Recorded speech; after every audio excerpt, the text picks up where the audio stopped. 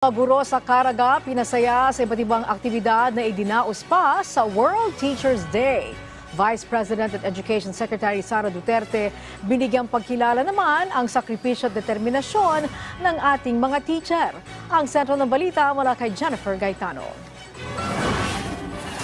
Bilang host region ng pagdiriwang ng National Teachers Day, nagbigay kasiyahan at mga sorpresa ang Department of Education o DepEd Caraga sa mga guro mula sa iba't ibang rehiyon ng Mindanao. Kabilang sa mga naipamigay na papremyo ay 4-wheel vehicles, motorcycles, laptops, smart TV, tablets, cellular phones, cash at gift certificates at marami pang iba. Naging panauhing pandangal pa mismo si Vice President at DepEd Secretary Sara Duterte kasama si Senator Amy Marcos na may dalang magandang balita sa Mindanaoans. Kinilala ni VP Sara Duterte ang pagsisikap at sakripisyo ng mga guro sa pagganap ng kanilang tungkulin para mabigyan ng magandang kinabukasan ang mga mag-aaral sa bansa. Let us not forget the importance of the role you play in our society.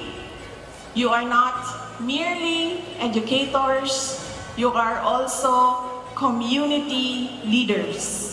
Samantala, nagpaabot din ng libreng rice voucher para sa lahat ng lumahok. There are sacks of rice that you will be receiving. I know you come from 5 regions.